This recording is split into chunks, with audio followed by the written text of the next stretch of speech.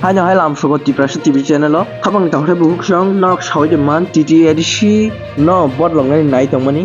TTA edisi no ketal mung rinai. TTA edisi ni full form kha Tripura Tribal Area Autonomous District Council no change khlaioi TTC eba Tripura Territorial Council sinamnani hinoi saka Tripura hasteni Montri Okra Dr. Manik Saha. Tengmung asilta kapang tang hore buhuk song norong ni opinion tamo.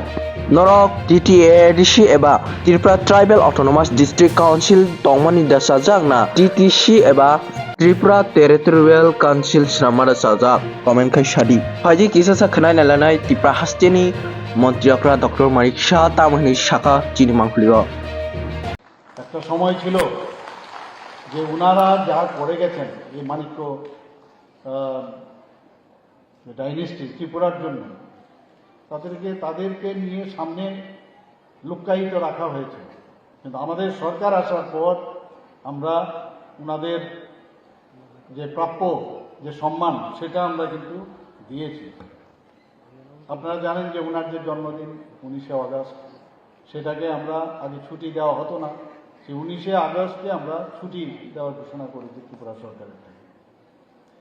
আমার বাড়ির সামনে আমরা ছোটবেলায় দেখতাম কামানচমনি, সেই কামানচমনির একটা 0 mile, তখন তো মাইল ফরক ছিল, সেটা দেখতে দেখতে দেখলাম এটা নিচে চলে গেছে, এবং সেই কামানচমনির পাশের যে একটা আইসোলেটেড যে একটা আইল্যান্ড ছিল, সে দেখতাম কিছু করার ছিল না। আমরা দেখতাম এখানে নানা রকমভাবে বহু লোক এখানে বসত, ব্যারিকেড দিয়ে বন্ধ করার চেষ্টা হয়েছে। সেটাকে কিছুদিন আগে আমরা এখানে মহারাজা বীর বিক্রম কিশোরের বর্ণমূর্তি ওখানে আমরা স্থাপনা করেছি, এবং ওই যে 0 মাইল ফলকটা সেটাকে উঠিয়ে এখান থেকে আমরা আবার এই ফলককে এখানে আমরা বসিয়েছি ঠিকভাবে, এবং ওই জায়গাটা বীর বিক্রম কিশোর চমুনি নাম দিয়েছি। তো আমরা এই সরকার সবসময় চেষ্টা করে যার কাজ সত্যিকারের অর্থে মানুষের জন্য করে গেছে। মহারাজারা অনেক কাজ করে গেছে ভারতবর্ষের অন্যান্য মহারাজাদের তুলনায়। আমি দেখি যে ত্রিপুরার মহারাজারা কিন্তু অনেক অনেক ভালো কাজ করে গেছে। যে কোনো কলেজ বলুন, স্কুল বলুন, এখনো ওনাদের মহারাজা এবং মহারানীদের নামে ওনাদের চেষ্টায় সেগুলো হয়েছে।